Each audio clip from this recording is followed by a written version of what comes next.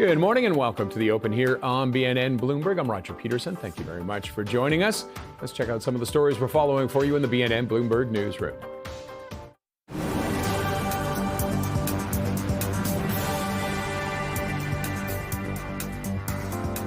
Bloomberg is reporting Canada's Pension Plan Investment Board has halted its sale of fund stakes anticipated to be worth about $1.5 billion US. Additionally, La Caisse is suspending an undertaking to sell an estimated $1.5 billion in U.S. funds worth of Chinese private equity assets.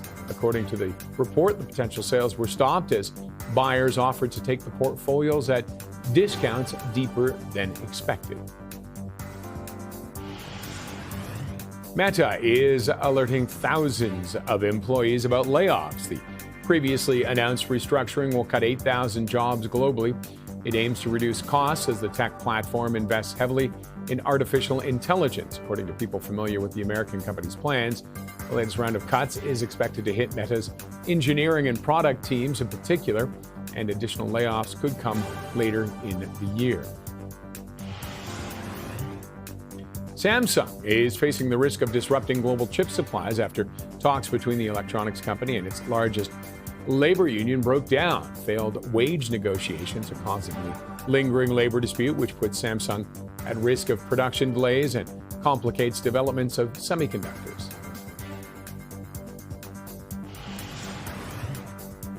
And taking a look at the markets right now, you can see U.S. futures are pointing higher today. They had a little bit of an intraday rally yesterday that came up just short, and lots of TINA. There is no alternative right now. That dynamic putting some pressure on, and you can see the NASDAQ is up 0.64%, and the S&P 500 up by 0.33. And the TSX from yesterday, it was off again, but still up for the year, but off yesterday, and it was dragged down by materials mostly, and also some concerns whether the Bank of Canada will turn more dovish or hawkish on rates. That was also having a factor. Earnings are in this morning from some well-known retailers. Target reported its strongest quarterly sales gain in years and raised its full-year sales outlook. TJX raised its full-year outlook. Let's get more on this now from Michelle Connell, president and owner of Portia Capital Management. Michelle, thanks very much for joining us. Thanks for having me, Roger. All right, let's start with Target. Some optimism at the company with this report? Yes, it was surprising. The comps came in really strong, and it looks like their turnaround is definitely in play. But they do have another $5 billion that they need to spend this year. And when you look at it, the stock is off in the pre-market, and I think that may be because the stock is or was ahead of itself, up almost 30% year to date. And with this, with what's going on with it, do we? I just completely lost my train of thoughts. I was looking at something. No, it's not your fault. It's mine. So where does it go from here, do you think? You know, this is obviously a really concerning time for consumers, right? And even the best of consumers, where they're upper middle class or beyond, are shopping at Walmart and at Target. But the difference is that Target has less than 30% of their sales in food versus Walmart has over 60. And so that leaves a wide berth for discretionary items. And I think that may be some of the concern here. Always love Target, full disclosure. We've owned it up until this point because I love it. It's a great turnaround story. You love to go in there and you can see everything quickly, whether you need it or not. But I think a lot of the turnaround may be in play here, and that even though they took up estimates and they took up their comps, doubled them, what their expectations are for the year, I think people want to sit back a little and see how it plays out. All right, let's go on to Lowe's reporting a beat, but guidance was weaker than expected. Where does that leave Lowe's? Also a turnaround play, but has not been as strong as Target. You've got people that are staying in their homes because it's too expensive to move, and a lot of people, at least in the U.S., have low interest rates. They may be spending, but they may want to improve and make their homes more comfortable, but they're not going to spend a lot and, redo an entire kitchen or a bathroom, they're going to do with small fixes. And that's what I think we're seeing related in their comps. And their comps were almost flat, and it was pretty unexciting. What I do like about Lowe's is they're taking up more share on the professional or the tradesperson side of things. But until we see larger budgets for consumers in general, because they're the ones hiring those tradespeople, I think we're going to continue to have some weakness, especially with the potential of higher interest rates affecting homeowners. And with Home Depot's earnings, what does this say for the bigger picture, the macro for these companies in this sector? Excuse me, this sector. I think it shows that the consumer is tapped out in general since the Iran conflict. The average household is having to spend at least another $400 more every month. And so how much room do you really have to spend on making things nicer in your home? Probably a lot less. And so until we see some sort of resolution in the Gulf and definitely lower food and energy prices, I think things are going to continue to be soft, in the home retailers like Lowe's and Home Depot. All right, and then let's segue into TJX, Winners, HomeSense, Marshalls. They reported first quarter result, 27% results that exceeded expectations, and they raised their full year guidance. Now, they've been a benefactor of what's been going on. There are a lower point retail store, or what's considered more of a discount retailer, and their CEO came out in March and said that they were benefiting from the closeouts and the bankruptcies of other retailers. They're swooping in and buying a lot of designer retail goods at high discount and putting them out in their stores. And I think that's why it's so strong. So if you're a family and you need to buy clothes, these are the types of stores you're going to go to. And it's especially nice when they have some great stuff that, in terms of their inventory, that you haven't seen in the past. And they're benefiting from the fact that less of us are going to a full price retail mall, and they're able to get those goods and put them in front of their consumers. So I think you're going to continue to see them have really strong numbers, unless we head towards a recession, which we're not close to. All right, and let's go in a completely different direction. NVIDIA, what can we expect from them and big tech in general? Where do you sit with that right now? Also been an owner a long time, so I need to say that, and started off my career as a semiconductor analyst. I think they're going to have strong earnings. When the CEO came out with the CEO of Dell recently, it sounds like they have extremely strong demand, but it's gotten so big that always becomes a problem. There may be some supply constraint issues as well, because they can't make the AI chips fast enough. But I'm constructive on the stock. In March, the PE, or forward price to earnings ratio of NVIDIA, was cut in half. It was a nice point to go and buy that stock. And I think in terms of its long-term outlook, I think it still looks compelling. I think it's one that you want to hold in your portfolio for the long term, with the AI theme continuing to be built out through 2030. And bigger picture with tech? I like tech, and then probably maybe I'm biased because I started out as a tech analyst.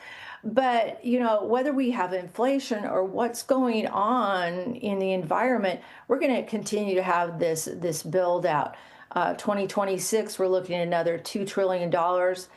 Every year thereafter till 2030, another $2 trillion. So that's a total of $8 trillion.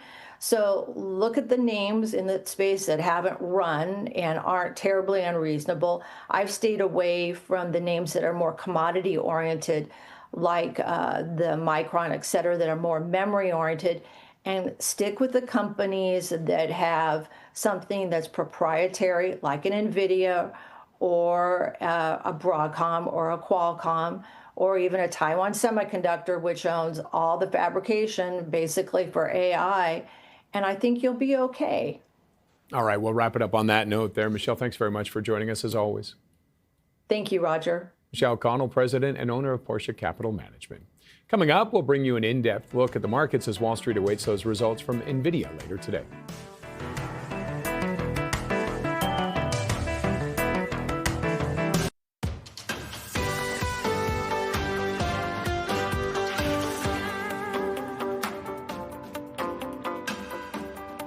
All right, let's take a look at where the markets stand right now, where they finish, for example. The major Asian markets closed for the day. And right now, you can see they had an off day. The Nikkei off by 1 1/4 roughly. The Hang Seng down by 0.57. CSI 300 was a bit of a wash today. Broadly weaker overall. And just as one notable here, mainland Chinese investors were net buyers of Hong Kong, 5.71 billion in Hong Kong shares via Stock Connect, the second consecutive day of net purchases, providing some support for the Hang Seng. That's kind of what slowed down their loss, maybe. And heading to Europe now. And the European markets are up all across the board right now. The FTSE up by 0.2, the CAC 40 by 0.54, and the DAX is up by 0.34. Part of that, the EU finalizing the text of its long-delayed trade agreement with the U.S. overnight. And Euronext surged 5% after beating Q1 adjusted EBITDA estimates, with the CEO noting Europe is benefiting from diversification flows from Asian and Middle Eastern investors. Also, the oil decline is helping them as well.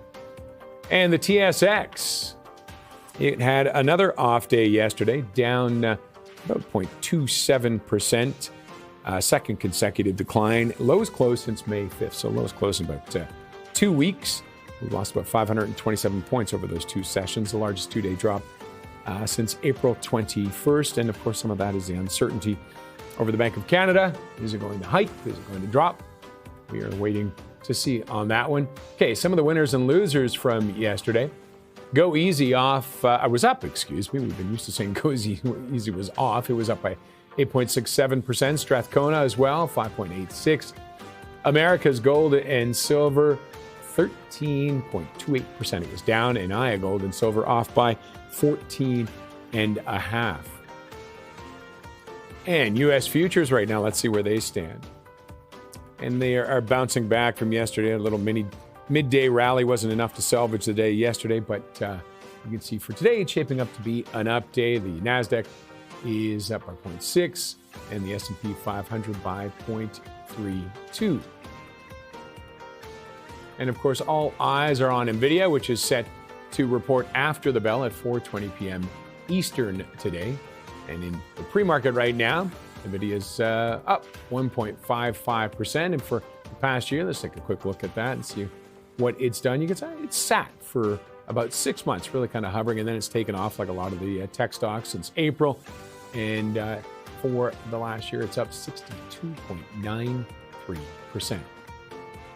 And looking at the metals, we'll look at the oils first, actually. And Western Canadian Select yesterday was down 0.54%.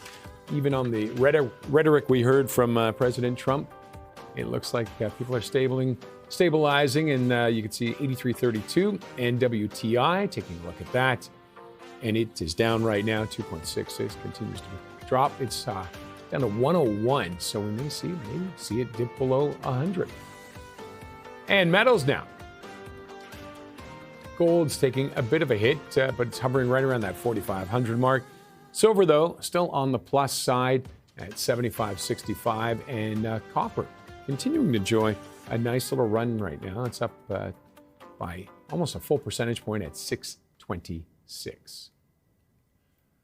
A proposed mega deal between Newfoundland and Labrador and Quebec on hydroelectricity has suffered a new setback as reviewers in NL say that the deal is lacking. CTV's Garrett Berry has more. A deal that's been languishing in political uncertainty was dealt another blow today. Independent reviewers in Newfoundland and Labrador said the 2024 Memorandum of Understanding is lacking in both big picture vision and in small technical details. Reviewers said Newfoundland and Labrador may not keep enough of the new power for industrial use, that the pricing mechanism is complicated, a bit uncertain, and likely to cause friction. And there's no access for Newfoundland and Labrador to wheel power through Quebec and sell it to customers in the United States. If those critiques sound familiar, it's because that's the same kind of thing politicians in this province have been saying about the original 1969 contract. That contract has been a thorn in the side of decision makers here for decades. It's sent billions to Quebec and Hydro-Quebec and has had very little to offer Newfoundland and Labrador. If the price tag for tearing up one bad deal is being forced to sign a second bad deal, then we will be consigning our children and grandchildren to continue living under the shadow of the 1969 agreement. Premier Tony Wakeham said today it's not game over for more negotiations, but he acknowledged that if Newfoundland and Labrador seeks changes in the deal, Quebec likely will as well, and there's no new timeline for an agreement. Certainly, we're prepared to be at the table and do what it takes. This deal would have seen almost 4,000 megawatts of capacity added to Canada's energy grid. Prime Minister Mark Carney has just unveiled a national strategy aimed at boosting domestic production. This is principally between the two provinces, of course, and Hydro-Quebec. But there are things that we can do, we will do them. Officials in Quebec say they remain optimistic that a win-win deal can still be found between the two provinces. Garrett Berry, CTV News, St. John's. Coming up, Agnico Eagle is making a major bet on Canada's North, greenlighting its Hope Bay project in Nunavut. When we come back, we'll speak with the CEO on what drove the decision.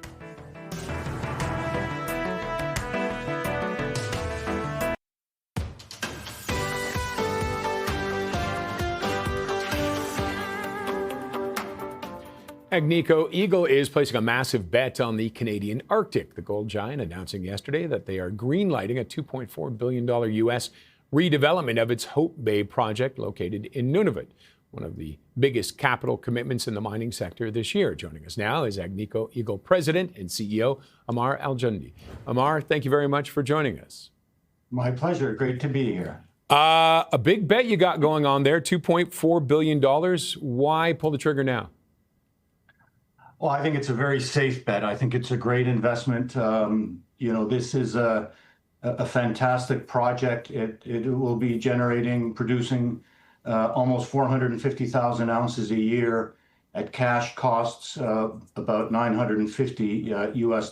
So, Roger, the cash generated by this, based on current prices, is in excess of $3,500 US per ounce. You work out the numbers, that's about $1.3 billion US every year of cash generated. So you might say it's a bet. I think it's a pretty fantastic bet, and it'll make a lot of money for our owners. At the same time, it's great for Nunavut. This will be our third operating mine in Nunavut. To put this into perspective, Roger, we represent about 25% of the entire economy in Nunavut. We purchase and do business with over $1 billion US in local entities. We employ 3,700 people up here. We pay about $600 million a year US to various Inuit organizations. And finally, this is great for Canada. This is a large investment, a large industrial investment, a large economic investment, and for the communities in a very strategic part of Canada's north, right on the Northwest Passage. So it's a great investment for our owners, it's a great investment for the community, and it's a great investment for Canada. Now, you've got the other two mines going up there. This one, do you see it being fairly similar, or are there new challenges on this one? This will be the fourth mine we've built in Nunavut. We've been here for 20 years. The process plant is really just a copy of something we've just built at Meliadine, which is also in Nunavut. So Agnico Eagle, I'm proud of everything we do around the world, but I think we are exceptionally good at operating in this kind of environment. Again, we've been here for over 20 years, and we run a very successful business in Nunavut. And I guess one of the things always is power up there, energy costs up there. Do you expect to be, you're looking at the $25 million federal funding from the government and a 37 megawatt, diesel plant and the 4.2 megawatt Inuit-led wind farm. Is that going to be enough? And diesel, how much of a concern is that? It's I believe 10% of your operating costs? Yeah, roughly. So the diesel in this part of the world, you're not connected to any hydro grid. It's just the distances are massive, as you can imagine. So we operate primarily with diesel. We've been doing that for 20 years. The one thing I would say as an engineer is, while we operate with diesel, we can run much more efficiently because we take all of the heat off, take the engines to heat the plant and heat the people, the accommodations, etc. But you raised a very interesting point. The government is helping us to put in place, well, actually, it's helping the Inuit community to put in place a windmill. It'll be owned and operated by the Inuit communities. We will buy power from them. So it not only allows us to have green energy, but it creates a long-term sustainable business for the Inuit communities around us. And we're starting with one windmill, but we're hoping to have up to 5 or 6. And if we get those 5 or 6, that will be enough effectively to supply power to the entire mine, clean power, and a lot of long-term revenue and business opportunity for the Inuit communities to add to what they're already working with us. And you have it, you expect 11 years initial lifespan. Do you think you can expand that? And where do you get the confidence for that?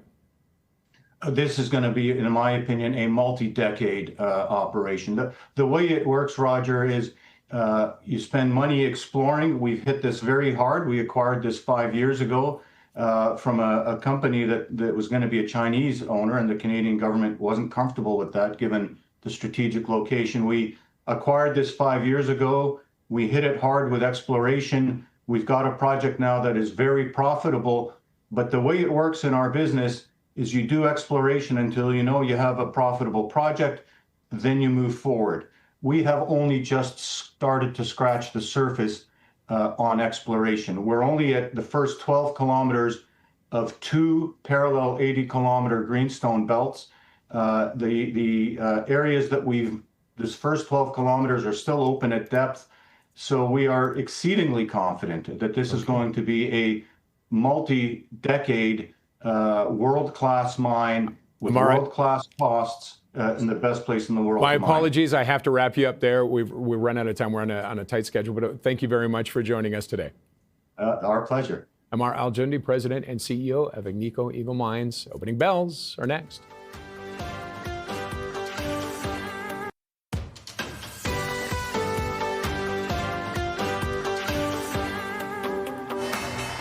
All right, time for the opening bells at the NASDAQ. Forbes ringing the opening bell at the New York Stock Exchange. Lincoln International, which is an investment banking advisory firm, celebrating its initial public offering. And at the TSX, Canada's best managed companies, ringing the bell there to celebrate the winners of the 2026 Canada's best managed companies just recently announced. Time now for the first 15.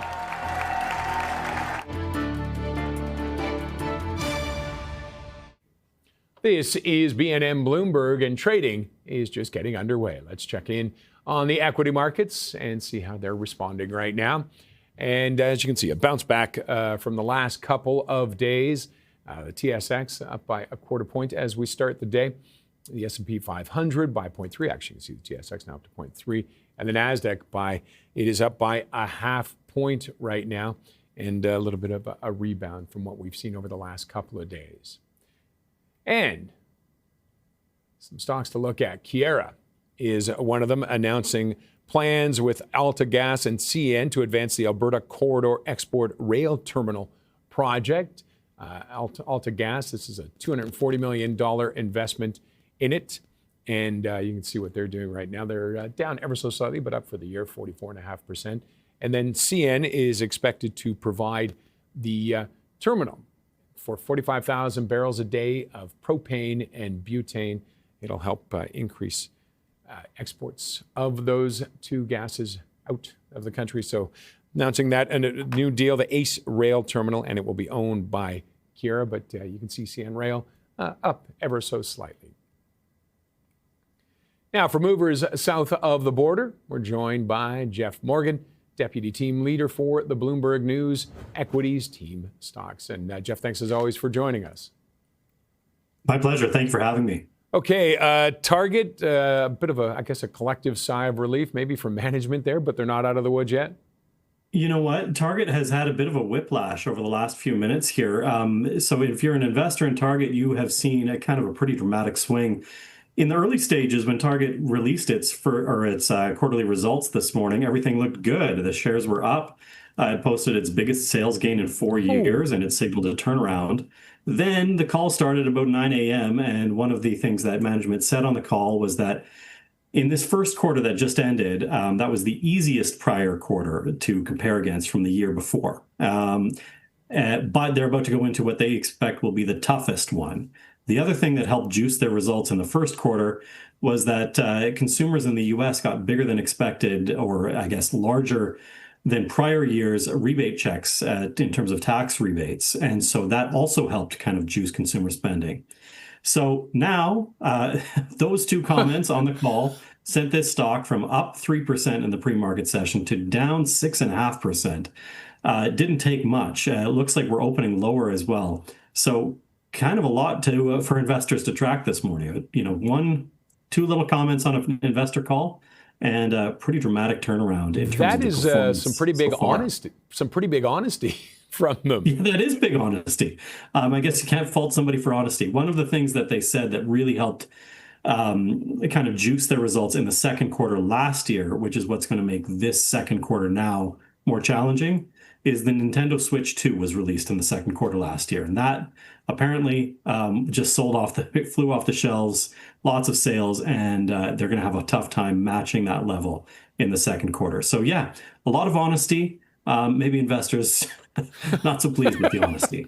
That's what we want in a relationship, though. Okay, Lowe's also reporting today mixed for the first quarter. Yeah, mixed first quarter results, and Lowe's is reporting the day after Home Depot, and it looks like very similar trends. So we've been seeing a number of U.S. consumer stocks reporting results this week, and we're trying to get kind of a clearer picture of the U.S. consumer.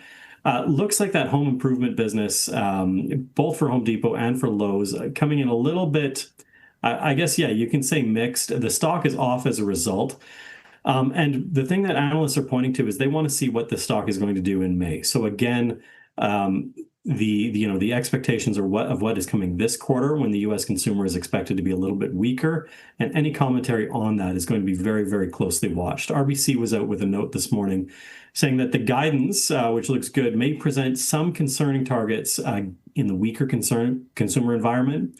And then Morgan Stanley also noted that Lowe's has been kind of closing the gap on Home Depot for a few months now, a few quarters, in fact. But this report today might cause that kind of catch up between Lowe's and Home Depot to fade for a little bit. All right, we got to wrap it up there, Jeff, but thanks as always.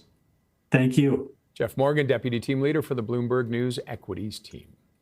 Coming up, markets are in the green this morning as the sell-off in the bond market eases and investors await NVIDIA's earnings release this afternoon. We'll get more after the break.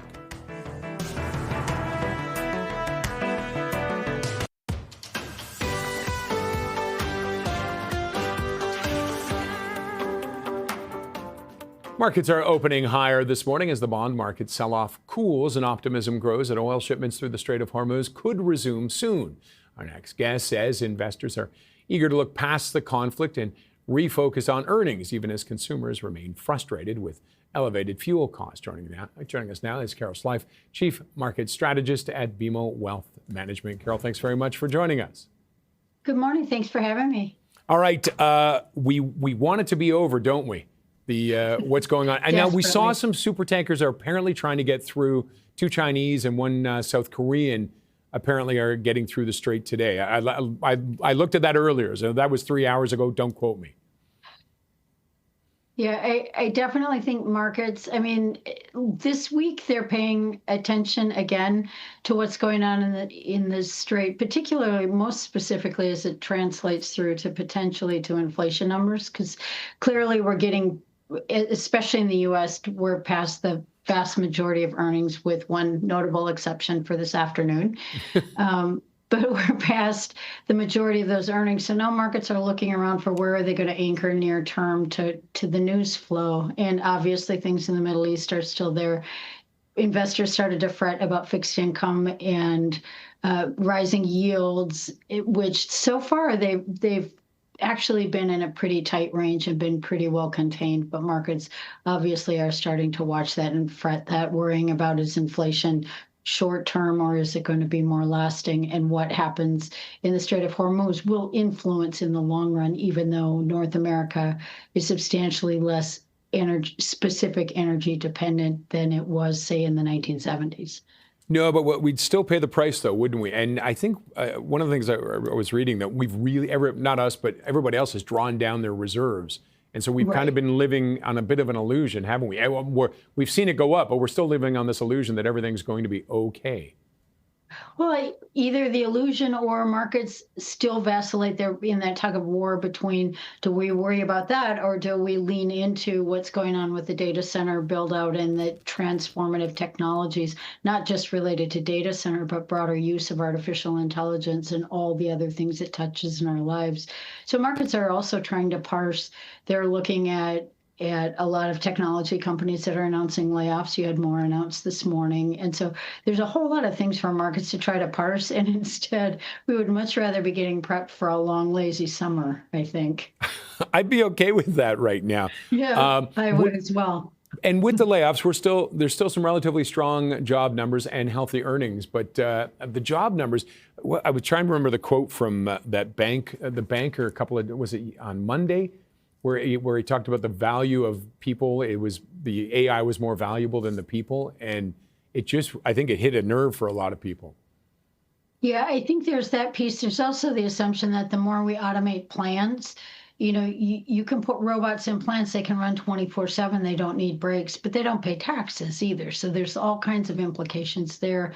And I think it's important to remember every time we've had a major technological shift, think to electricity or build out of railroads and things like that, it's caused changes over time in the way work is done and the types of jobs we have.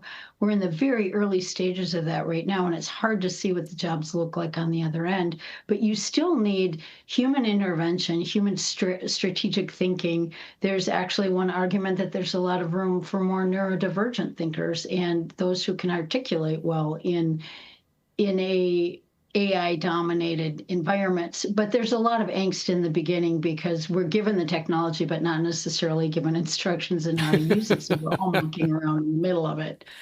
All right, let's talk tech. NVIDIA's earnings out today after the bell. So goes NVIDIA, so goes tech, or is it more diverse now? It's more diverse in the long run, but in the short run, all eyes will be on NVIDIA. And the hard part is that stock has beaten, raised, and people don't step back from it and look at the sheer margins that you're getting from a semiconductor company to begin with. But one of the things I suspect you'll have a lot of people watch today is what are those margin levels, because NVIDIA and others are paying more for memory prices, are paying more for a lot of the cost inputs, but NVIDIA and most of the tech companies have the margins to be able to absorb much of that. But still, that is where one place that you're seeing inflation creep in that's not necessarily directly energy induced. And I just want to get in one more about the financial sector, where you say deregulation, reduced capital requirements could boost activity. What about the risks that come with it?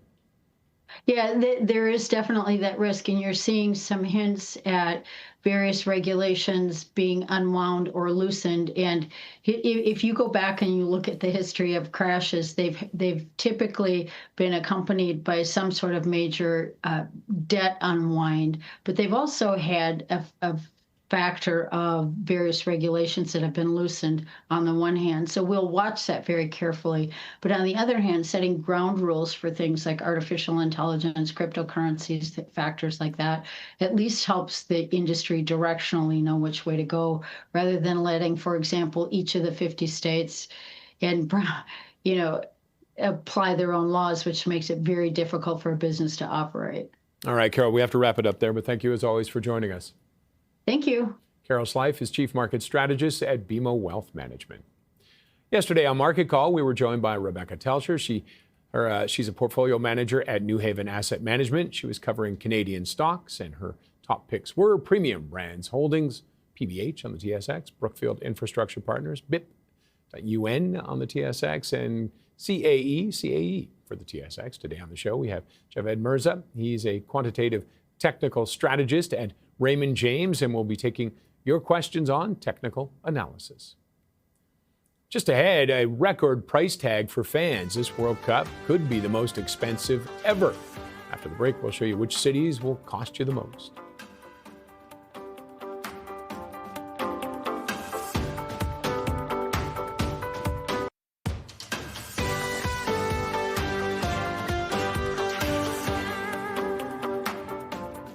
With the World Cup just weeks away, CTV's Heather Wright breaks down the list of the most expensive cities to watch the World Cup from and how it's impacting fans who already live in the host cities. The World Cup is the biggest sporting event on the planet, and this year's tournament will also be the most expensive, with the average ticket price in some host cities, including Toronto, sitting at well over $1,000. It's the most expensive World Cup for a long time. And yeah, fans are being priced out of being able to go to the game they love. According to a new study, New York has the highest ticket prices, an average of $1,700. Guadalajara is next at just over $1,500, followed by Dallas at $1,440 and Mexico City at $1,300. Toronto rounds out the top five with tickets averaging just under $1,300 apiece. At an average of roughly $500, tickets are more affordable in Vancouver, but the city tops the list when it comes to most expensive accommodations, with fans forking over an average of $922.71 a night for a three-star hotel room. That's nearly double the cost of staying in the next most expensive cities, Seattle and New York. In Toronto, an average hotel is just shy of $300 a night. According to Destination Vancouver, the city has not yet seen a World Cup hotel bump, with bookings down 20% this year. We've heard a lot of different things. It's all speculation. We know it's going to be a busy time. With 23 days to go until the World Cup kicks off in Canada, tickets are still available in both Toronto and Vancouver, including for Canada's opening match on June 12th. But they cost upwards of $1,000 apiece, pricing out many would-be attendees, including Angela O'Hara, who lives in Toronto and won't be going to any matches. But she is excited for the beautiful game to come to town. Just being downtown with all the excitement, you can't beat it. When it comes to food, the least expensive host cities are all in Mexico, with Toronto and Vancouver in the middle of the pack. Miami is the most expensive host city to dine out in. Heather Wright, CTV News, Toronto. Coming up, Saks Global's CEO on navigating bankruptcy, shifting luxury demand, and why physical stores still matter.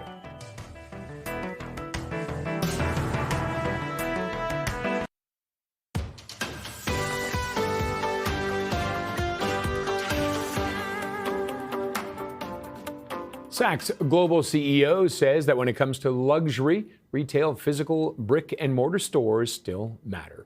Earlier, we got perspective from him in a Bloomberg interview where he discussed the progress the company has made since filing for bankruptcy.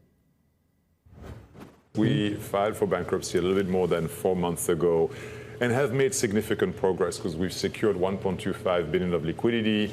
We've entered in a restructuring support agreement with our lenders to provide $500 million of exit financing. And then we just got court approval for disclosure statements. So where we are right now is that we are soliciting votes for the plan of restructuration. We have support from the lenders and the unsecured credit committee, which includes many of the luxury brands. And then confirmation is scheduled for early June and emergence late spring, early summer. And some of the other legal issues that you had faced, including the dispute with Simon Property over some of those broken leases, has that been resolved as well? conversation with Simon came to fruition in a really positive way. David Simon himself really worked to make sure that the collaboration and the partnership spirit was there. And so we just filed yesterday that all those elements are settled, and we are continuing as great partners in many locations together. There was a lot of hand-wringing when this bankruptcy was filed.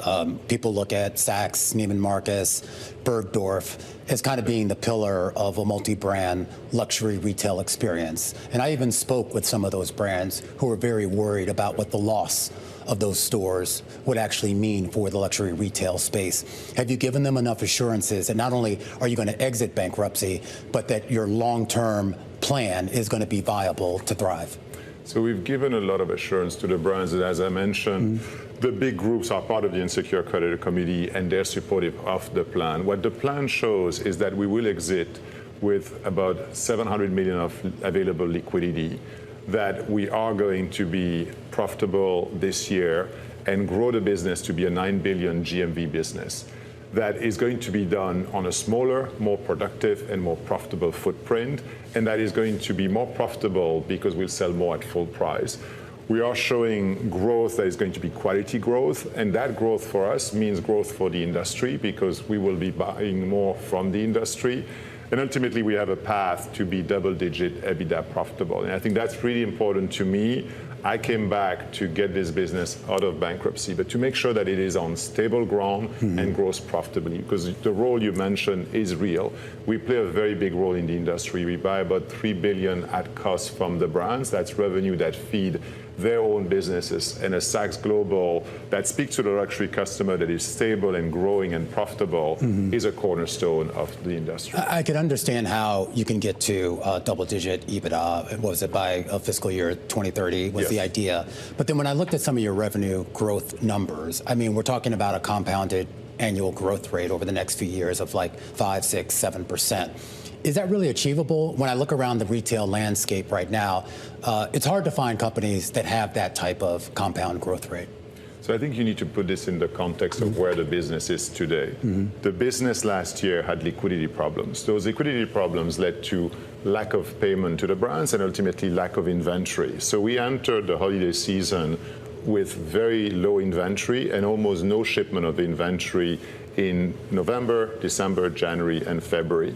And so the performance of last year and at the beginning of this year is still negative compared to what we did pre-merger. And so we are looking over the next 2 years to go back to what we did pre-merger. And that is really a factor of having the inventory. We see that when we have the inventory, we sell it. It's just a notion that we didn't have the inventory at all times, and we now see the value of it. And then ultimately, it is the strength of the company together that we believe can outpace the industry. I am curious about your relationship with them. And I mean, your background before you ran Neiman Marcus and now Saks Global. I mean, you were a vendor yourself to a certain extent, or you worked for those vendors. Are you confident you're going to get most of them, if not all of them, back, the ones that you had prior to the bankruptcy and the issues?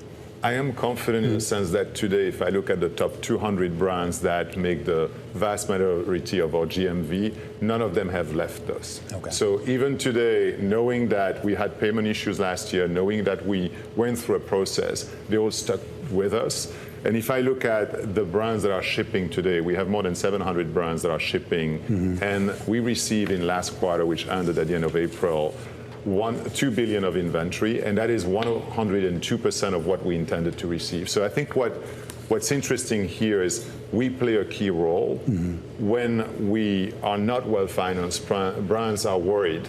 But as soon as they see the liquidity coming, as soon as they see a plan that focuses on customer, that focuses on profitability and on retail, we had a lot of activities that were not profitable and that were not retail, then they all rally and support. And I was in Europe over the last 2 weeks. All the conversations are about how do we scale growth? Because you need to put this business in the context of the global business. Luxury is being challenged today in many parts of the world. The US is the market that is growing, and we are the gateway to the US customer. I am curious about the complexion of that market. There's been a lot of talk that, yes, well-to-do people are still buying luxury goods, but they're also doing it in a different way. Some are more cost conscious to a certain extent, or value conscious is maybe the way of putting it. Some are also gravitating more to the resale market rather than buying firsthand. So if you look at the luxury brands and the luxury customers, it's very correlated to the high net worth individuals. We do a survey every quarter that we call our Luxury Pulse survey. It is a database of customers who engage with us. It's statistically significant.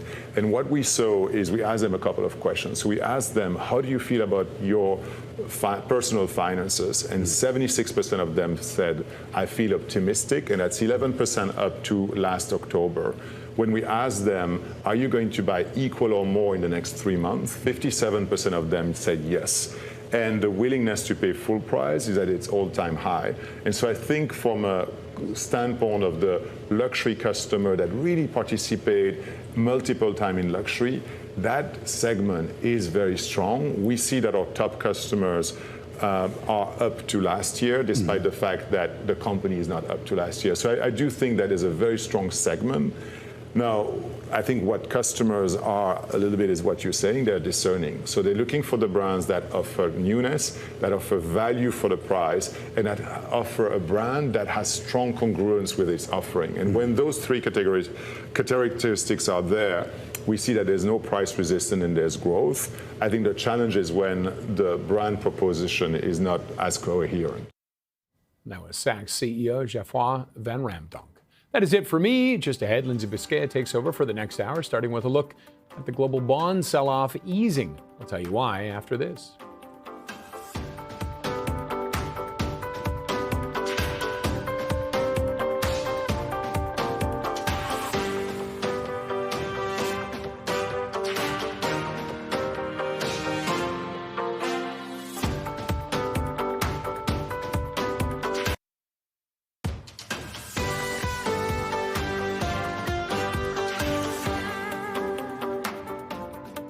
Hi there. Welcome to the second hour of The Open. I'm Lindsay Biscaya. Let's take a look at some of the stories we're following in the BNN Bloomberg newsroom.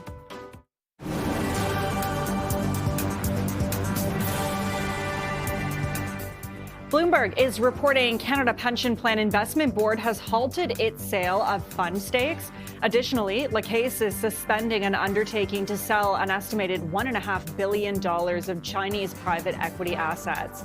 According to the report, the potential sales were stopped as buyers offered to take the portfolios at discounts deeper than their expectations. Keyera, AltaGas, and CN Rail are preparing to advance the Alberta Corridor Export Rail Terminal project. The partnership includes an initial investment by Keyera of about $240 million. It combines Keyera's ACE Rail Terminal with CN's rail network and AltaGas West Coast export platform. The companies say the project will strengthen Canada's energy competitiveness as well as expand access to global markets. And shares of Lowe's are trading lower today after the home improvement company posted same-store sales that fell short of expectations. It also left its full-year outlook unchanged, citing housing market challenges. On the upside, the company reported profit that beat estimates. And we're keeping an eye on the TSX this morning, led by healthcare and financial sectors today, as we see the TSX making some gains at 0.7% to start the morning after losing some points yesterday.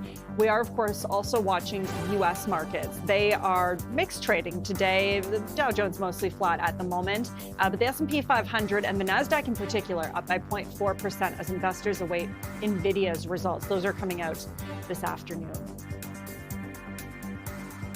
Global bond markets are catching a bit of a breather on growing optimism that oil could soon resume flowing through the Strait of Hormuz, and that shift may help ease inflation pressures. Let's get perspective now from Nick Pickard, Chief Options Strategist and Portfolio Manager at Hamilton ETFs. Good morning. Thanks for joining us. Good morning. Nice to be here. So when we're looking at the bond market, you've been focused mostly on U.S. bonds recently. Why is that? Well, I mean, the U.S. bond market is the deepest, most liquid market in the world in terms of bond trading. It's also the reserve currency, so everyone's looking at what U.S. yields are doing. And what we've seen with the 30-year yield going up over 5%, and now actually highest level since 2007. that is quite a feat given where we were just a few years ago. Yeah, over the last couple of days because of that sell-off, like as you mentioned, long end yields at over multi-decades highs that we're seeing. What do you make of what we saw over the last couple of days with that sharp bond sell-off? Yeah, I think that, obviously the market's very concerned about inflation and inflation going forward, given what we're seeing in the Middle East and what that means for oil prices in the future. But you got to look at 30 years down the road. That's quite different from what we might see over the next few years. And if you look at inflation expectations over the longer term, they're certainly up a little bit, but not up by as much as what the long-term yields are. So it might actually be a good idea to be looking at bonds now, especially when you compare that to a regular 60-40 portfolio where equities have done so well relative to bonds. Most people might benefit from looking at rebalancing the portfolio where they're trimming some of those gains in the equities and getting back into the bond market at attractive levels. Okay, so speaking of that, then, how much bond exposure do you think investors should actually have in their portfolios? I think a 60-40 portfolio makes sense for a lot of investors. If you have much less than that, you're not going to be as diversified. 60-40 is kind of an accepted, level for a diversified portfolio, still leaving quite a bit of exposure to equities, but having some of that fixed income from your portfolio.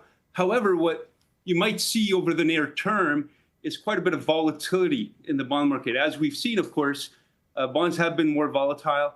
And if you look at a measure of bond volatility, which we track using the MOVE index, the MOVE index is actually the equivalent of the VIX index that we use for stocks. The MOVE index measures fixed income volatility. You'll see that over, since the war started, that index has gone up quite a bit. And that's a good thing for a covered call strategy where you can monetize extra yield from that bond volatility. Yeah, and we have the MOVE Index chart up right now so everyone can see it. Why is this important for investors to keep this index in mind? Yeah, for a long time, investors have looked at covered calls to get extra premium from their stocks. So, if you own Apple shares and you can write calls on Apple, you can get extra yield. But most people don't think of using that same strategy on the fixed income side of the portfolio. So if you think that fixed income is going to be, is not going to go down too much more, but is also not going to go up that much more given the current inflation expectations, then using a covered call strategy on your bond portfolio is an interesting strategy. For a long time, investors couldn't do that because bond options aren't traded in the stock market. But now that we have bond ETFs and options on those bond ETFs, you can actually do that as well, using currently listed stocks and derivatives. When you're speaking with your clients right now, I don't know whether you want to talk about bonds specifically, but what are some of the biggest concerns you're hearing from your clients right now? Well, of course, the biggest concern is, inflation and what that's going to mean for rates going forward. Are we going to end up in an environment where the Federal Reserve and other central banks are going to have to raise interest rates to fight inflation because of rising energy prices? And if that's the case, will investors lose confidence and not want to, pay the current prices for bonds and yields keep going higher? But if you look at yields today, especially in the U.S. at over 5%, as I said, that's the highest in several decades. And even with inflation expectations around 3%, that, in the long term, that still gives you a good real yield, positive real yield, which is much higher than what we've seen over the past, several years. I wanted to ask you about a couple of different stocks that are reporting earnings today and yesterday. So NVIDIA, obviously, reporting at about 4:20 today, right after the bell. What are your thoughts on what you're watching for with this company? Well, NVIDIA has been a fantastic performer, fantastic stock, earning record earnings for the company. And I would expect this quarter to be no different than the last few quarters where they beat estimates. I think estimates right now are about for $80 billion I believe it's 80 billion in revenue, and I think that they're likely going to be able to beat that. They've beat their earnings for the last 4 quarters. The question for NVIDIA is, going forward, the stock is priced pretty aggressively in terms of forward estimates being quite elevated. So even though it's only trading at mid-20s times 2027 earnings, it's still a very elevated earnings estimates. So can they maintain that growth? Mm-hmm. At the end of the day, the way we look at technology stocks, we want to own stocks that generate the most gross profits, and NVIDIA is one of those names. So whether they beat estimates tonight or they don't beat them, they're still going to be one of the stocks to watch. They're the biggest stock in the S&P index, and so it's still a stock you're going to want to own. Target is another company that just recently reported it beat best sales gain in years, triple the gain the analysts were actually expecting. But management is warning about a tougher Q2 on the way. So what were your takeaways from what we saw with Target? Yeah, initially the investors seemed to cheer the results. They beat estimates by quite a large margin, and the stock traded higher after hours. After the earnings call, it was a different story. The management stuck a much more cautious note for the next year, and that's not surprising when you look at Michigan sentiment numbers that are at record low. This is a consumer discretionary stock, so it's going to be impacted by consumer sentiment.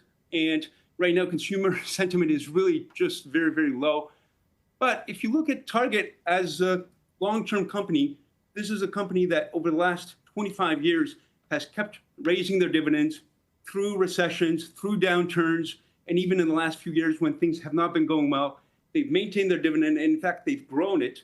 And these are the kind of companies that we call dividend champions, and we think will do well over time. So despite the pullback today, if you think consumer sentiment can recover, which all indications are that it could, given that we're near record lows, this actually might be a good opportunity to be looking at stocks like this, like Target, or even Lowe's that reported yesterday as well. Yeah, Lowe's saw a mixed Q1 as well. I was going to ask you about that, but we are out of time, so we'll leave it there. Nick Pickard, Chief Options Strategist and Portfolio Manager at Hamilton ETFs. Always appreciate your time. Thanks so much. Thank you. Up next, we are sticking with big box retail, and we're going to get analyst reaction to Target's results after posting its best same-store sales growth in 4 years. More on Target coming up after the break.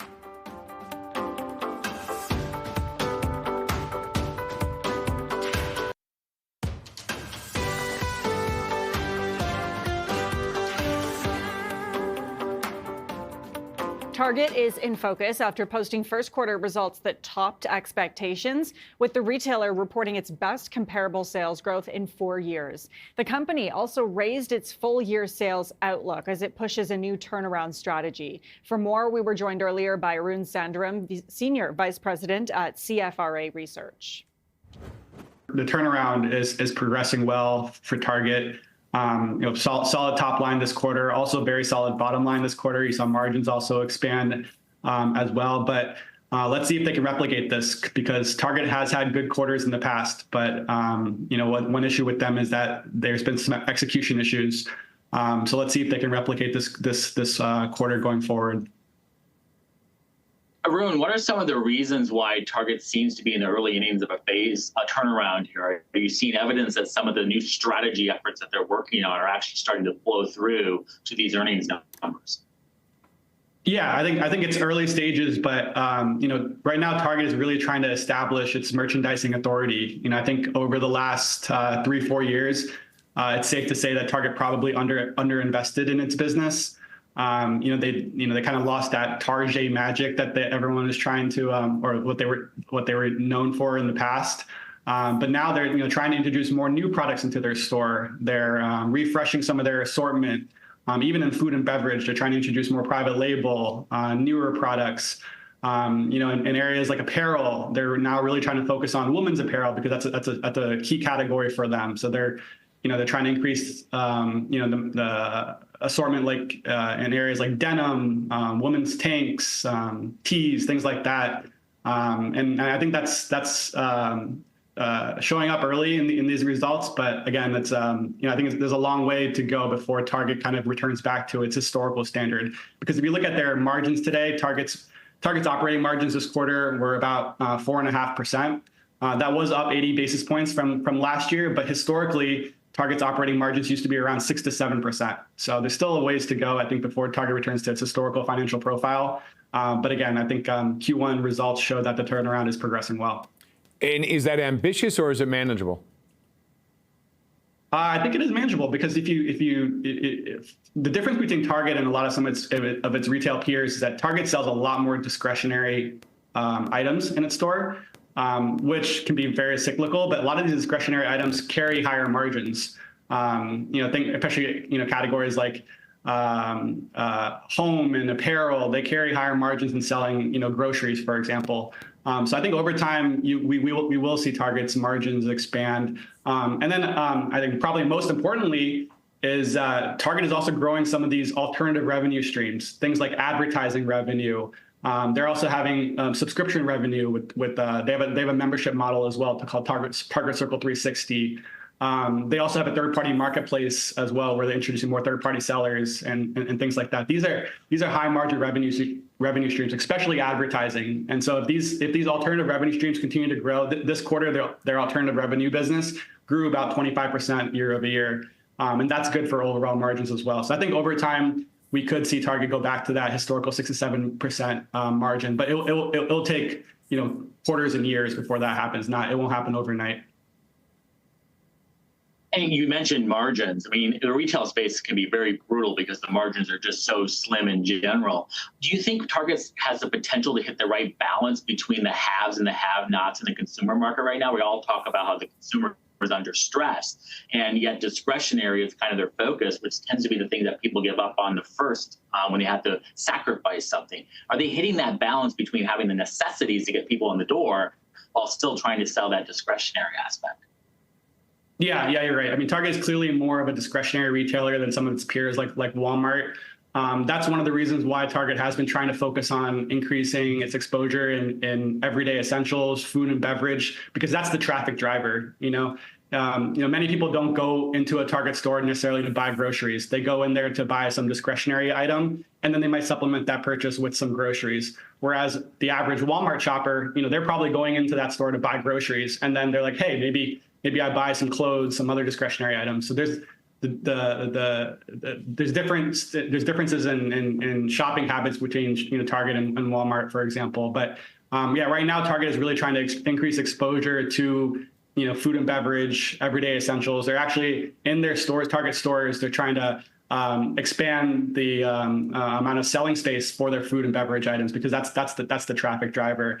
And I think again that's showing early results this quarter, but let's see if that can continue, because Target is also because of this new strategy, they're also remodeling a lot of their stores because it takes a lot of effort to kind of revamp these stores for this new strategy. So like I said, this turnaround, it's early days, but it's going to take quarters and years before I think we can declare victory.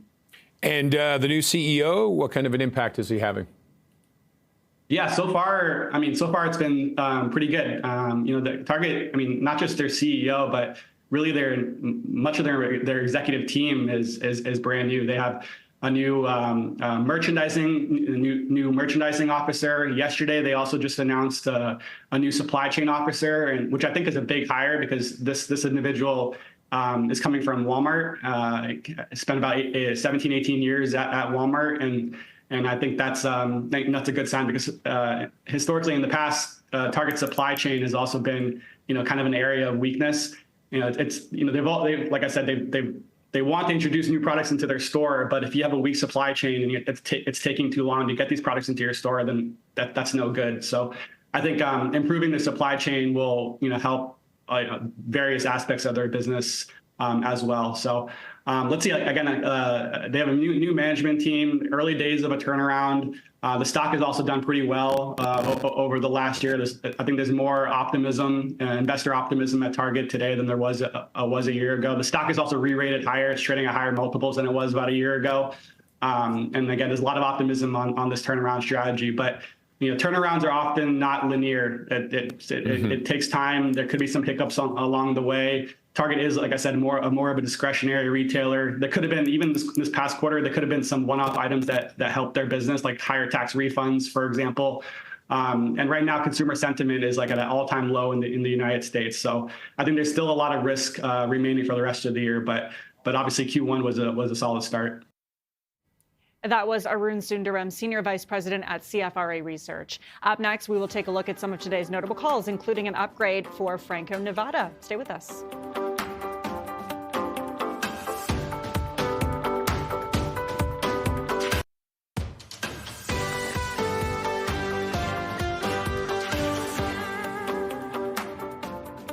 Okay, let's take a look at some of the notable analyst calls and recommendations for today, starting with TD Securities, which has upgraded the precious metals royalty giant Franco-Nevada from a hold to a buy. The upgrade comes after a strong wave of new stream investments and major progress in Panama. Analysts project that the idled Cobre Panama mine could restart within the next 6 months. Franco-Nevada has also been highly aggressive, deploying more than $3.3 billion in capital over the last 2 years. Yet, even with that heavy spending, they have maintained a balance sheet with $4.1 billion in financial capital for future deals. And BMO Capital has initiated coverage on Lumina Metals with an outperform rating and a price target of $17. Lumina Metals has recently excelled by tripling its IPO target and raising over $406 million. And Stifel Canada has reinstated coverage of Calian Group with a buy rating and a $100 price target, citing record Q2 results and a strong Canadian defense spending outlook. The company reported an 18% year-over-year revenue increase and a 60% surge in adjusted EBITDA. Coming up, veteran commodities strategist and former Goldman Sachs research head Jeff Curry says commodities are poised for a super cycle that will last a decade or more. More on that after the break.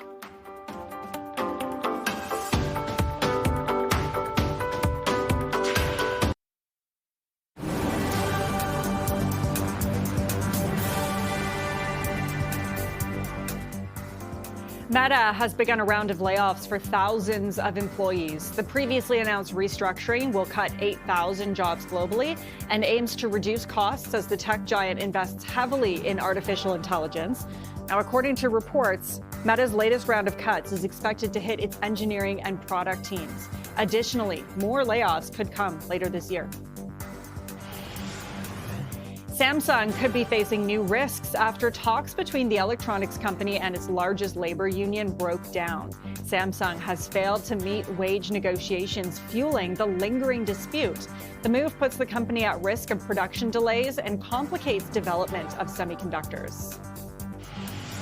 And shares of TJX are getting a lift today. The retail chain raised its sales and profit outlook for the full year as cautious shoppers spend more on lower price goods at its discount chains. TJX also posted sales and profit in its latest quarter that topped estimates.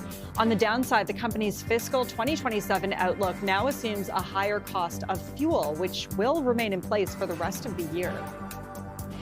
And taking a look at North American markets today, all in the green right now. The TSX up almost a full percentage point, the S&P 500 up 0.5%, and the Nasdaq currently up 0.8%. Obviously, the stall in the conflict in Iran and any kind of resolution weighing on investors today, but also particularly in the U.S. We've got NVIDIA's earnings coming out later today after the bell, and it seems as though investors are feeling cautiously optimistic ahead of that. Well, veteran commodities strategist and former Goldman Sachs research head Jeff Curry, who also is co-chairman at Abex Markets, says demand for artificial intelligence is helping to set up the commodities industry for a super cycle lasting a decade or more. Earlier, we got perspective from him in a Bloomberg interview, and he began with a look back at what really drives markets.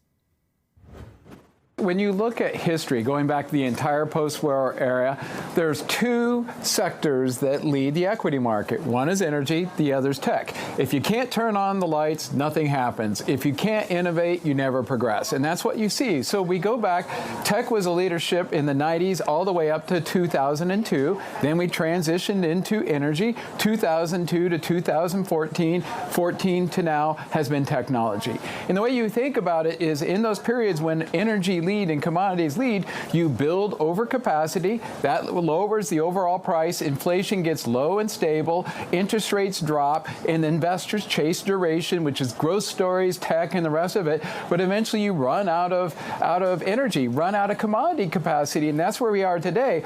With this geopolitical event, it just pulled forward. And Jonathan, we've been on here talking about the revenge of the old economy over and over and over. This rotation out of tech into hard assets, that was already underway before this happened. What this did is just accelerate it. As you know, Jeff, discipline has really hardened at some of these C-suites. What will it actually take to break out of this CapEx starvation phase that we're currently in? And do you see us breaking out of it anytime soon? Higher prices, higher returns. But ultimately, you ask, what creates that huge upward trend in prices that you saw in the 70s and you saw in the 2000s? It's once investors take capital out of tech, dump it into commodities, they begin to spend, and then you get cost inflation. The PPI that came out last week at 5.1% is telling you you're already seeing signs of it, combined with the huge supply shock that you're seeing in the Middle East. So in terms of thinking about where we are on that, we are just in I'd say the bottom of the first inning of the super cycle, despite the fact commodities are the best performing asset class this decade. So you're already 6 years into it in terms of pricing. And when we think about the forward, you've probably got another decade to 12 years left, just looking at history. Jeff, this is important. Let's just compare what's happening with tech then. So I imagine you think as capital intensity picks up, CapEx intensity picks up, at the tech players, we get a re-rating. And then you get the rotation into the more energy sensitive parts of the market, the mining sector, the energy sector. We're not seeing that equal and opposite move, though. In fact, Jeff, those particular parts of the market have lagged so far. That's interesting to me, that the energy names haven't done much at the moment. What gives? I think right now there is no concern about the supply of energy and commodities. Even with the largest supply shock the world has ever seen, 2x what we saw in the 1970s. And I think there's three reasons why they're not concerned. One, we're in the middle of the shoulder months. This is the weakest demand that goes down and then back up. We're in that weakest demand part of the entire year right now, so there's no stress on the system. The second reason is right now we're in a deficit, meaning that demand's up here, supply's down here. We're drawing inventories. Once you exhaust inventories, boom, you have to push demand down in line with supply. That's when the shortage hits, that's when the pain hits, and that's when prices go nonlinear. The third point I want to talk about is that every policymaker, macro forecaster, central banker, tech promoter is telling you right now there is no problem. Every commodity CEO, commodity trader, anybody who gets their hands dirty is telling you you have a problem. You have seen this movie before back in 2020, 2021, when, remember, inflation is transitory. And then, a few months later, boom, you hit the wall and, we went to double-digit inflation. And I think you're seeing the same dynamic here. One last point, though. Carter in 1977 made a fatal mistake. It was the sweater speech. It was, February 1977. He was wearing a sweater kind of like this. Went out, she was brr, and told everybody, turn your thermostats down, and then prices of commodities explode. And I think every policymaker has learned from that, you don't want to create fear. My job is, if I was advising the president, telling him to do the exact same thing, keep everybody calm. But my job is telling you how to make money. And, at this point right now, this is really serious. Yeah, Trump definitely doesn't want to come out, especially with the 95-degree weather, saying don't put your air conditioners on. But Jeff, you say that at this moment, supply has never been more constrained, yet Brent can barely hold on to 110. Again, you have that seasonal weakness right now. You're not in a shortage. But another really important point here is because nobody is buying the energy companies, in the back end of that forward curve is anchored to the cost of capital of those companies. It is too low. And, I call this the biggest asymmetric trade in modern finance in historical terms. Why? When you look at the free cash flow yield of the oil companies, they're 15.5%. The hyperscalers are 0. Let me say that again. 15.5% free cash flow yield for the oil companies, 0% for the hyperscalers. We call those oil companies the Munificent Seven. What does munificent mean? Giving you lavish gifts. And at 15.5% free cash flow yield, I'd call that a lavish gift. And just when it comes to supply and demand, you mentioned this, it's going to get rough when inventories are drawn down. When will we hit tank bottoms in your analysis? It depends on where you are in the world and what products. Some products, you're already there, like motor oil in the U.S. And by the way, motor oil in the U.S. is critical because you couldn't even turn on your car without motor oil, even if you had gasoline. Items like sulfuric acid, you're out. What does that cause? That's why copper hit an all-time high last week, because you need the sulfuric acid to produce copper. But when we think about diesel, jet fuel, gasoline, those parts of the world, jet fuel, you're there. We would expect to see here in Europe diesel and jet fuel run into very serious problems by the end of this month. The United States, gasoline by July. And at that point is when you start to get to that nonlinear part and see prices go higher. But I want to emphasize, when we look at the spread between spot prices and the back end, this spread has never been higher. And everybody goes, oh, we had, prices were at 122 in the Russian invasion. By the way, the back end of the curve was $10 lower. And then everybody goes, we saw 147 in 2008. By the way, the back end was at like 140. So 147, 140. What is mispriced here right now is the back end of the oil sitting somewhere around 70, 75.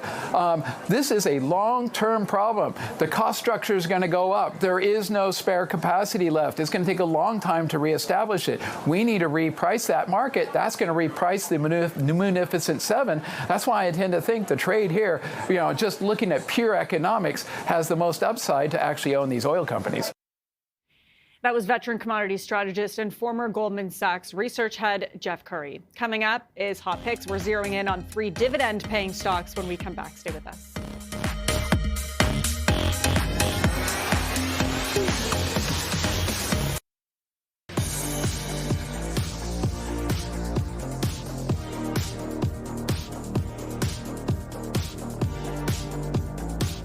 It's time now for Hot Picks, and today we are looking at 3 dividend-paying stocks to keep on your radar. So for more, let's bring in Michael Klarfeld, portfolio manager at ClearBridge Investments. It's great to have you join us. Thanks so much. Thanks. It's a pleasure to be here. Yeah, so before we really get into the actual stocks, the stock picks that you have, I'm wondering, just like on kind of like a broader scale, are dividend stocks becoming more attractive to investors recently? Yeah, this is a good time to be looking at dividend-paying stocks. And really, there's 3 reasons. I think the first is, with returns prospectively looking, more uncertain and possibly lower, dividends give you a predictable upfront return, upfront yield. The second thing is, obviously, we've been experiencing a lot of volatility in the markets, and that is, could persist going forward. And dividends tend to insulate portfolios from downside volatility. As stocks decline, investors gravitate towards companies with nice dividend profiles because the dividends give a real clear marker of sort of value. And the last piece would be dividend growth and the benefits that can play in terms of offsetting inflation. Obviously, inflation is higher and stickier than we would like. And as people think about income and their need for cash going forward, particularly in retirement, dividends provide a growing stream of cash flows, which helps to offset inflation. Okay, so let's get into it then. Blackstone is your first pick, offering about a 4% dividend at the moment. Tell us more about this one, why you like it. Yeah, so Blackstone is obviously, the marquee name in alternative asset managers. The stock, along with many others in the group, sold off in the last several months on concerns over software and sort of what AI is going to do to software, and also concerns around private credit. In both cases, we think those are overdone.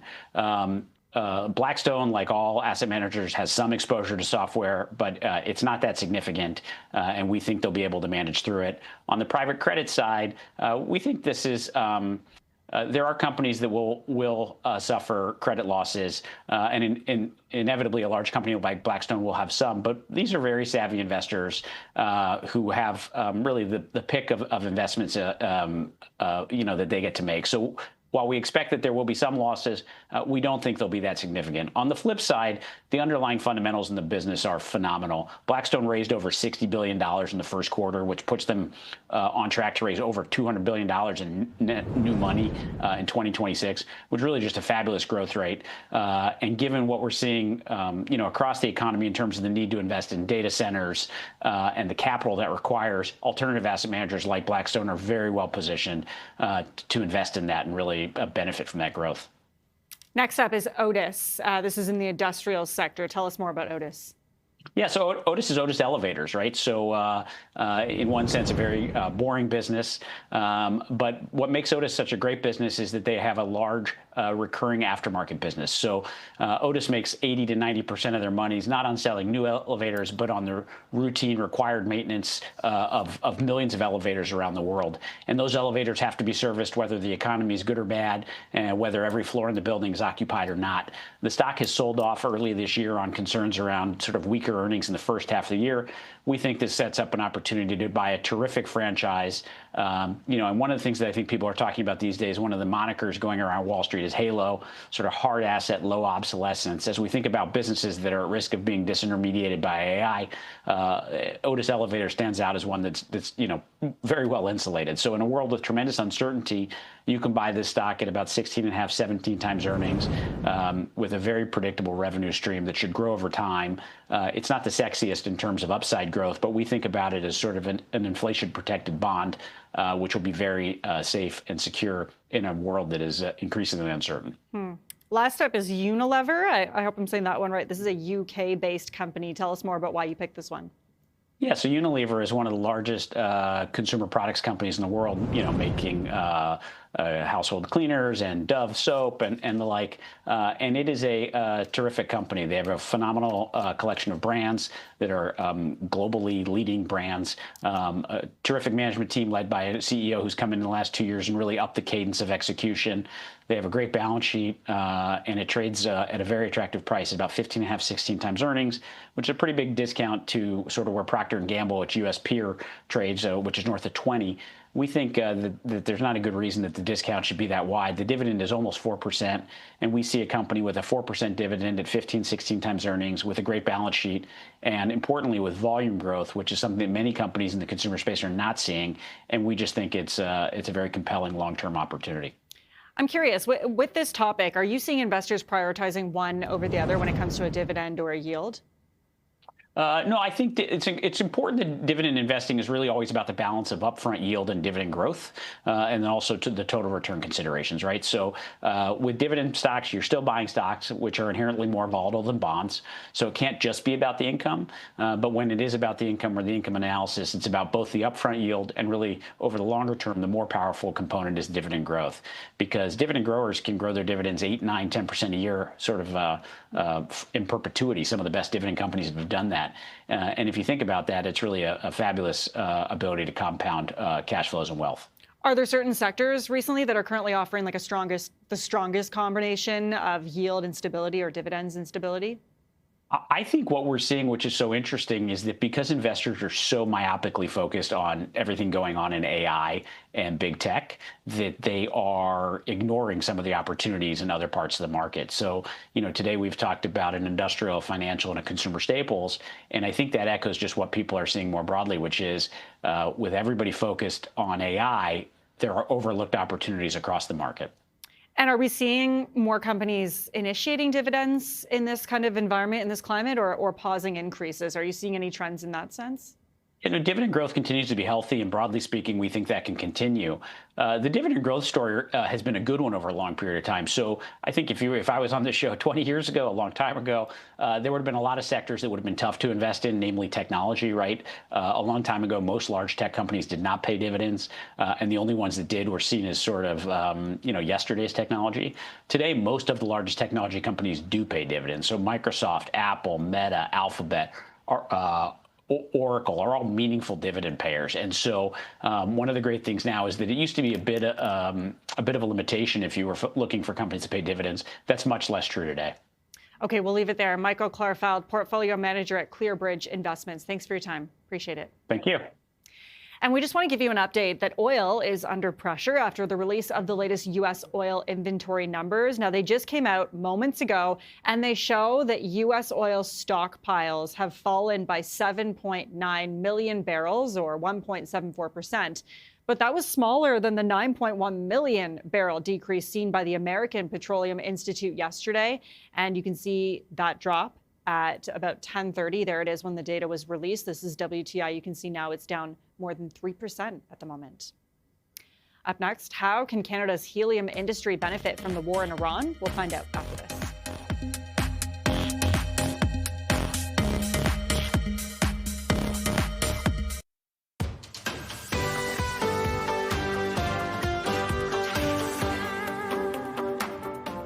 An opportunity is evolving for Canada to expand its helium industry as the conflict in Iran has restricted about a third of the global supply. We spoke with Richard Dunn, Executive Director at Helium Developers Association of Canada, who says that while Canada has the world's fifth largest helium reserves, industry leaders believe the country is not treating helium as the critical mineral it claims to be. Here's that conversation.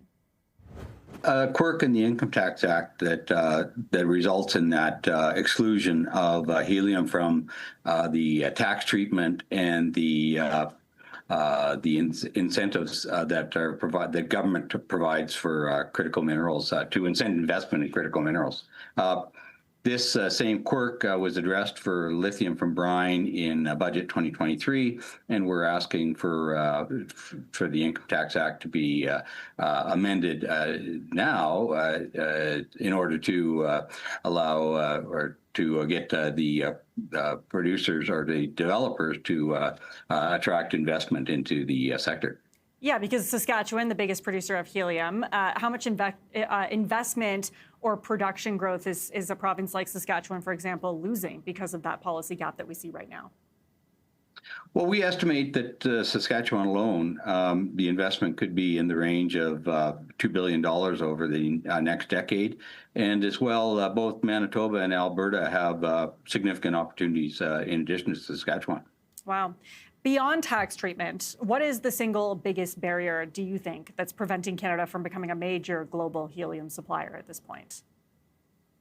Well, the tax treatment is the significant issue.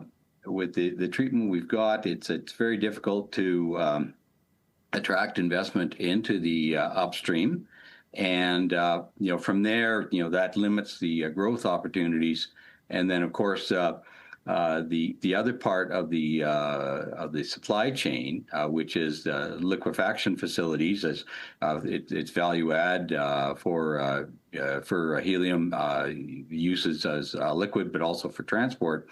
Without that clear line of sight to growth, it's difficult for developers to advance the liquefaction facility opportunities that will give Canada a secure helium supply chain. Right. I do want to talk about the liquefaction infrastructure in just a moment. But just first, because Saskatchewan's helium is produced from dedicated helium wells rather than as a byproduct of natural gas, how much more critical intensive is production for a province like Saskatchewan? Sorry, repeat that again. I missed that. Saskatchewan's helium, it's produced from dedicated helium wells rather than as a byproduct of natural gas. So, how much more intensive is that for Saskatchewan or even Alberta, some of the provinces in Canada, to produce helium? Well, it certainly is an opportunity. I mean, the production of helium, from the Western Canadian Sedimentary Basin across the provinces, but as you note, principally from Saskatchewan at this point in time, is done in a very similar fashion to natural gas, with a few differences. It's a very it's a nascent industry. It's some 10 years old in Canada now, so there's an awful lot of learnings. But as well, the production from helium is from the deepest part of the basin, so largely unexplored. An awful lot of learnings to be gained. So really important to attract the exploration capital into the sector at this point in time in order to grow it. What does a typical lifespan of a helium well look like? Oh, it's somewhere in the range of 8 to 10 to 12 years. Not all that different than a conventional natural gas well. It's produced as gas at this point in time.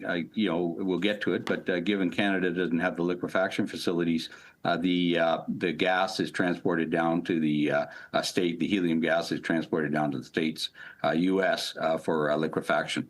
Yeah, let's talk about that now then. So because there is no liquefaction facilities in Canada, does that kind of lock this country into long-term dependence on the U.S. for processing?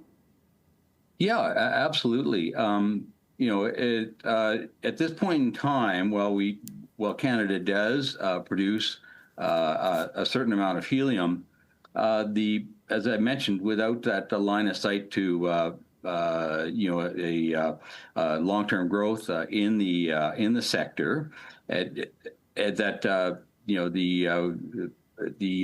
domestic liquefaction facilities, the plans for those can't be advanced, and so that ends up that Canadian producers need to send their helium down to the U.S.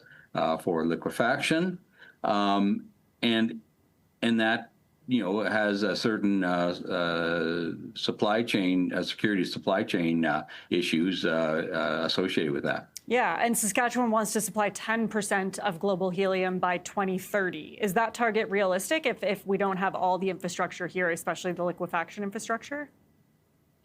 Well, I would say that the target, certainly the resource is there. We're with the learnings that we've got to date, that we're optimistic and bullish on the opportunity in Saskatchewan and Canada.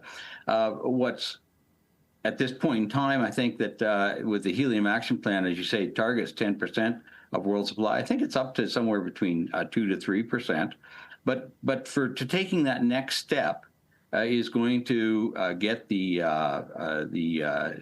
tax system right, extending to helium the same tax measures that Canada provides the rest of critical minerals, and the investment incentive programs as well. And that'll allow the capital to come into the sector that will grow, will allow the sector to grow. And from there, then the liquefaction facilities can be advanced. So it's really a combination of things, but it starts with getting the tax treatment for helium right. That was Richard Dunn, Executive Director at Helium Developers Association of Canada. Will join us today at 3 p.m. Eastern for Know Your Options with Chris Tom of Moat Financial. You can send in your options trading questions now to knowyouroptions@bnnbloomberg.ca. Okay, before we wrap up here, we'll take a quick check on the markets, starting with North American markets. Of course, the TSX up right now by a full percentage point, led mostly by infotech, healthcare as well, and material sectors. That's what's gaining today. Energy, obviously the biggest lagger in terms of sectors on the TSX because of what's happening in the Middle East with the price of oil down today. S&P 500 and the NASDAQ both up. The NASDAQ up more than a full percentage point. Investors here awaiting NVIDIA's earnings results, which are coming out after the bell today at around 4:20 p.m. Investors seeing if they can get any clues in terms of which direction tech seems to be going in moving forward. We're also watching some retail stocks today, some U.S. retail stocks, Lowe's, Target, TJX. Obviously, Target has reported Q1 earnings, best sales gain in years, triple the gain analysts were expecting, but management is warning about a tough Q2. We know Lowe's reporting as well, a mixed Q1. A lot of analysts saying there could be a weakening consumer moving forward. And so Target down right now more than 5%. TJX on the flip side is up almost 6%, and Lowe's, after reporting that mixed earnings report, down by 0.8%. We're also watching the price of oil today. It is, as I mentioned, extending its drop as traders weigh Donald Trump's latest threats on Iran. Donald Trump is saying that the war in the Middle East will end, quote, very quickly. So we're continuing to watch that. Also watching gold today. The price of gold seems to be steadying as the Iran war hits a bit of an impasse despite Donald Trump's latest comments. Okay, that wraps up this edition of The Open. Morning Markets is up next.